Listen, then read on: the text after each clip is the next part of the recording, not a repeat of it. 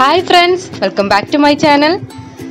ഇന്ന് ഞാൻ വന്നിരിക്കുന്നത് ഒരു ചെറിയ ഈവനിങ് സ്നാക്സിൻ്റെ റെസിപ്പിയുമായിട്ടാണ്. അപ്പോൾ ഇത് ഞാനിപ്പോൾ യൂട്യൂബിലൊന്നും ഇങ്ങനെ ആരും ഷെയർ ചെയ്തതായിട്ട് കണ്ടിട്ടില്ല. ഇതെനിക്ക് എൻ്റെ ബാംഗ്ലൂരിലുള്ള എൻ്റെ മൂത്തമ്മ പറഞ്ഞു തന്നിട്ടുള്ളൊരു റെസിപ്പിയാണ്. അപ്പോൾ ഇതെങ്ങനെ ഉണ്ടാക്കുന്നത് നോക്കാം. ഒരു വെറൈറ്റി സ്നാക്സ് തന്നെയാണ്. നിങ്ങൾ ആരെങ്കിലും ട്രൈ ചെയ്തിട്ടുണ്ടെങ്കിൽ അത് പറയണം, തീർച്ചയായിട്ടും പറയാം. അപ്പോൾ അതിനായിട്ട് ഞാനിവിടെ 1 കിലോ മൈദയാണ് എടുത്തിട്ടുള്ളത്. അപ്പം മൈദ ഞാൻ ഇപ്പോൾ ഒന്ന് അരിച്ച് മാറ്റി വെച്ചിട്ടുണ്ട്. ഇനി ഇതിലേക്ക് ഒരു 3/4 ടേബിൾ സ്പൂണ് ബേക്കിംഗ് പൗഡർ ഇട്ട് കൊടുക്കാം. അതുപോലെ തന്നെ ആവശ്യത്തിനുള്ള ഉപ്പ് ഇട്ട് കൊടുക്കാം. ഇനി ഇത് നമ്മൾ കുഴച്ചെടുക്കാനായിട്ട് തൈരാണ് യൂസ് ചെയ്യുന്നത്. അപ്പോൾ തൈര് എടുക്കുമ്പം ഒട്ടും പുളിയില്ലാത്ത തൈര് എടുക്കാനായിട്ട് നോക്കുക. നമ്മൾ വെള്ളം യൂസ് ചെയ്യണില്ല. ഈ തൈരും അതുപോലെ തന്നെ നെയ്യ് ഉണ്ടല്ലോ, നെയ്യ് ഒന്ന് മെൽറ്റാക്കിയിട്ട് അതാണെന്ന് നമ്മൾ യോജിപ്പിച്ച് കൊടുക്കുന്നത്. അപ്പോൾ തൈര് ഞാൻ മുഴുവനായിട്ടില്ല, കുറേശ്ശെ ആയിട്ട് യോജിപ്പിച്ചിട്ട് എടുക്കണുള്ളൂ. അപ്പോൾ 1 കിലോക്ക് എത്ര തൈര് വേണമെന്ന് പറഞ്ഞാൽ ഒരു 1/2 ലിറ്റർ തൈരാണ് വേണ്ടത്. നമ്മൾ ഒരു പാക്കറ്റ് തൈര് ഉണ്ടാവുമല്ലോ, ഒരു പാക്കറ്റ് തൈരാണ് കറക്റ്റായിട്ടുള്ള ഒരളവ്. ഇനി നിങ്ങൾ എടുക്കുന്ന പുളിക്കനുസരിച്ചിട്ടും അല്ലെങ്കിൽ മൈദ കൂട്ടുന്നുണ്ടെങ്കിൽ അതിനനുസരിച്ചൊക്കെ കൂട്ടി കൊടുക്കാം. അപ്പോൾ 1 കിലോക്ക് 1/2 കിലോ തൈര്. അപ്പോൾ തൈര് ചേർത്തെടുക്കുമ്പോൾ മുഴുവനായിട്ട് ചേർക്കണ്ട കേട്ടോ. അപ്പോൾ ഇനി ഇതാ ഒരു 150 ഗ്രാം നമ്മുടെ നെയ്യാണ് ഞാൻ ഒഴിച്ചു കൊടുക്കുന്നത്. നെയ്യ് ഒന്ന് ചൂടാക്കിയിട്ട് മെൽറ്റ് ചെയ്തെടുത്തിട്ടുണ്ട്. ആ നെയ്യും കൂടെ ചേർത്തെടുക്കാം. അതും ഞാനിപ്പോൾ ഒന്നാകെ മിക്സ് ചെയ്യണില്ല, പകുതി മിക്സ് ചെയ്തിട്ട് യോജിപ്പിച്ചതിന് ശേഷം എടുക്കുന്നുള്ളൂ.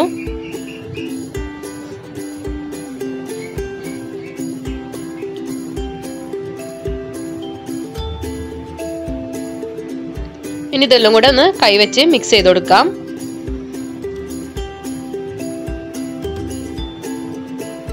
അപ്പോൾ നമുക്ക് കുഴയ്ക്കുമ്പോൾ മനസ്സിലാകും. അപ്പോൾ ആ കുറവിനനുസരിച്ചിട്ട് തൈരും അതുപോലെ തന്നെ നെയ്യും കൂടെ ഇങ്ങനെ യോജിപ്പിച്ച് കൊടുക്കാം. നമ്മൾ ഒട്ടും വെള്ളം ചേർക്കുന്നില്ല. ഇത് വെച്ചിട്ടാണ് നമ്മളിത് കുഴച്ചെടുക്കുന്നത്. അങ്ങനെ ഞാനിതോടെ കുഴച്ചെടുത്തിട്ടുണ്ട്. അപ്പോൾ ഇതിൽ പറ്റാത്തതുകൊണ്ട് ഞാനൊരു വലിയ തളികയിൽ കുഴച്ചിട്ട് പകുതി കൊണ്ട് മാറ്റിയെടുക്കുകയാണ്. അപ്പോൾ അതാ ഒരു പോർഷന് ഞാനവിടെ മാറ്റി വെച്ചിട്ടുണ്ട്. ഇങ്ങനെ നല്ല പോലെ തന്നെ നമ്മളൊരു ചപ്പാത്തിനേക്കാൾ കുറച്ച് ലൂസായിട്ട് ഒന്ന് കുഴച്ചെടുക്കാം.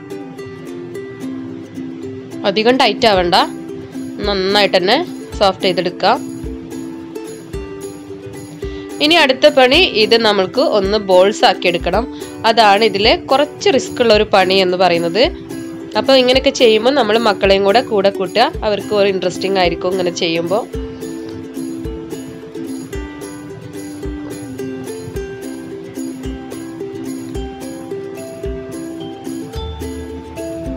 അപ്പോൾ ഇതാ ആദ്യം കുറേശ്ശെ മാവ് എടുക്കുക. എന്നിട്ട് കയ്യിൽ വെച്ചിട്ട് ഒന്ന് ഉരുട്ടി ബോൾസ് ആക്കുക. എന്നിട്ട് ജസ്റ്റ് കൈ വെച്ച് ഒന്ന് പ്രസ് ചെയ്യുക. ഒന്ന് ചെറുതായിട്ട് പ്രസ് ചെയ്താൽ മതി, അധികം പത്തിരി പോലെ അങ്ങോട്ട് പരത്തണ്ട. ഒന്ന് ചെറുതായിട്ട് ഒന്ന് പ്രസ് ചെയ്യുക.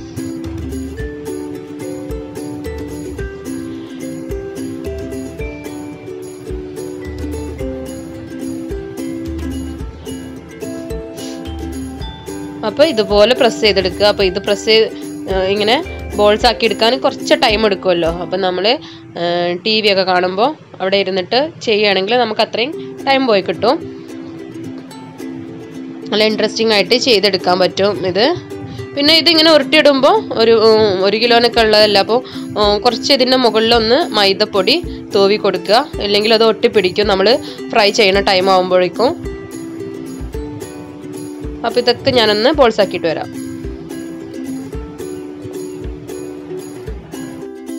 അങ്ങനെ ഇതാ നമ്മളെ ബോൾസ് ഇവിടെ കംപ്ലീറ്റ് ആയിട്ട് ഉരുട്ടിയെടുത്തിട്ടുണ്ട്.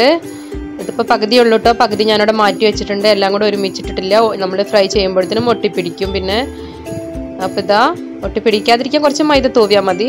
ഇനി നമുക്കിത് ഫ്രൈ ചെയ്തെടുക്കാം. അപ്പോൾ അതിനായിട്ട് ഞാനൊരു പാൻ വെച്ചിട്ടുണ്ട്. ഇതിലേക്ക് ഞാൻ സൺഫ്ലവർ ഓയിലാണ് ഒഴിച്ചിട്ടുള്ളത്. അപ്പോൾ നിങ്ങൾ വെളിച്ചെണ്ണ ഇല്ലാത്ത ഏത് ഓയിൽ വേണമെങ്കിലും യൂസ് ചെയ്യാം. വെളിച്ചെണ്ണയിൽ ഒരിക്കലും പൊരിക്കരുത് കേട്ടോ.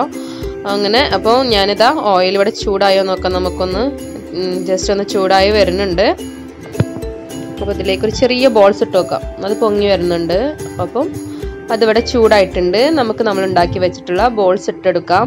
അപ്പോൾ നിങ്ങൾക്കിത് പെട്ടെന്ന് കഴിയണമെന്നുണ്ടെങ്കിൽ 2 പാനിലോ അല്ലെങ്കിൽ പരന്നൊരു വലിയ ഉരുളി പോലത്തേലൊക്കെ ചെയ്താൽ പെട്ടെന്ന് കഴിയും. പക്ഷെ നമ്മൾ എണ്ണ അങ്ങനെ വേസ്റ്റ് ആക്കേണ്ട. നമുക്ക് കുറേശ്ശെ ഒന്ന് ഫ്രൈ ചെയ്തെടുത്താൽ മതി. അപ്പോൾ ഡീപ്പ് ഫ്രൈ ആണ് ചെയ്യുന്നത്, അതുകൊണ്ട് തന്നെ അത്യാവശ്യം എണ്ണ വേണം കേട്ടോ. ഇനി ഇത് ഇട്ട് കൊടുത്ത ഉടനെ മറിച്ച് കൊടുക്കാനും പോകരുത്, അതൊന്ന് ജസ്റ്റ് ഒന്ന് ചൂടായി വരട്ടെ. അതുപോലെ നമ്മൾ തീ മീഡിയം ഫ്ലെയിമിലായിരിക്കണം, നല്ല ഹൈ ആവരുത്. അപ്പോൾ പെട്ടെന്ന് പുറം കരിഞ്ഞു പോവേ, ഉള്ളിൽ വെന്തിട്ടും ഉണ്ടാവില്ല.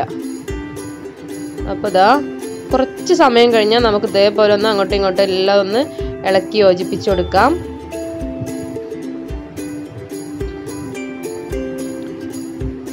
ഇപ്പോൾ ഇതാ ഒരു ലൈറ്റ് ബ്രൗൺ ആയി വരുന്നുണ്ട്, ഒന്നും കൂടെ ബ്രൗൺ കളർ ആവാനുണ്ട്. ഒരു 5 മിനിറ്റ് അങ്ങോട്ടും ഇങ്ങോട്ടൊക്കെ നന്നായിട്ടൊന്ന് തിരിച്ചിട്ട് കൊടുക്കാം. നമ്മളെ പണ്ടത്തെ ഒരു ചുക്കപ്പം ഉണ്ടല്ലോ, ചുക്കപ്പത്തിൻ്റെ ഒക്കെ ആ ഒരു മോഡലായിട്ടാണ് ഇപ്പോൾ കാണാനായിട്ട്. പക്ഷേ ചുക്കപ്പം അങ്ങനെ കഴിക്കണതാണ്. നമുക്ക് ഇതിൽ ഫ്രൈ ചെയ്ത് കഴിഞ്ഞാലും കഴിഞ്ഞിട്ടില്ല കേട്ടോ, വേറൊരു സ്റ്റെപ്പും കൂടെ ഉണ്ട്. അപ്പോൾ മസ്റ്റായിട്ട് അതും കൂടെ ചെയ്യണം. ഇതിങ്ങനെ ഫ്രൈ ചെയ്യുമ്പോൾ തന്നെ നല്ല സ്മെല്ലാട്ടോ. അപ്പം നമ്മൾ ഫസ്റ്റ് ട്രിപ്പ് ഇവിടെ കോരാനായിട്ടുണ്ട്, അത് നമുക്ക് കോരി മാറ്റാം. നല്ല ഭംഗിയുണ്ട് കേട്ടോ കാണാനായിട്ട്. അതുപോലെ ഇതിപ്പോൾ തന്നെ നമ്മൾ ഇതിൻ്റെ സ്മെല്ലുകൊണ്ട് ഇങ്ങനെ എടുത്ത് കഴിക്കുകയും ചെയ്യും. നല്ലൊരു മണമാണ്, ആ തൈരും നെയ്യിൻ്റെ ഒക്കെ ആയിട്ടുള്ള നല്ലൊരു മണമാണ് ഇത് ഫ്രൈ ചെയ്തെടുക്കുമ്പോൾ. അപ്പോൾ നമുക്ക് ഇതിവിടെ മാറ്റി വെക്കാം. അടുത്തത് നമുക്കൊന്ന് ഇതേപോലെ തന്നെ ഫ്രൈ ചെയ്തെടുക്കാം. അപ്പോൾ ഇതുപോലെ നമ്മൾ ബാക്കിയുള്ളതും ഇങ്ങനെ കുറേശ്ശെ ആയിട്ട് നമുക്ക് പൊരിച്ച് മാറ്റാം.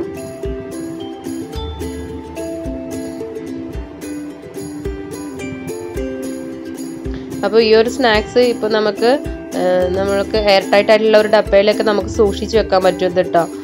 എന്നിട്ട് നമുക്ക് കുട്ടികൾക്ക് TV ഒക്കെ കാണുമ്പോഴൊക്കെ വെറുതെ ഇരുന്ന് കുറിക്കാനായിട്ട് നല്ല ടേസ്റ്റിയാണത്.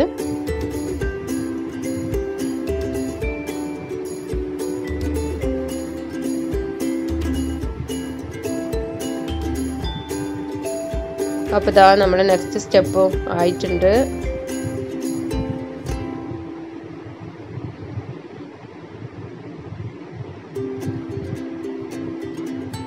വലിയൊരു ഉരുളിയൊക്കെ വെക്കുകയാണെന്നുണ്ടെങ്കിൽ പെട്ടെന്ന് തന്നെ കഴിയും. നമ്മൾ ഇതാ റെഡി ആയിട്ടുണ്ട്. അപ്പോൾ നമുക്കിത് ഫുള്ളായിട്ടൊന്ന് മാറ്റി വെക്കാം. അടുത്ത നമ്മൾ സ്റ്റെപ്പ് നോക്കാം.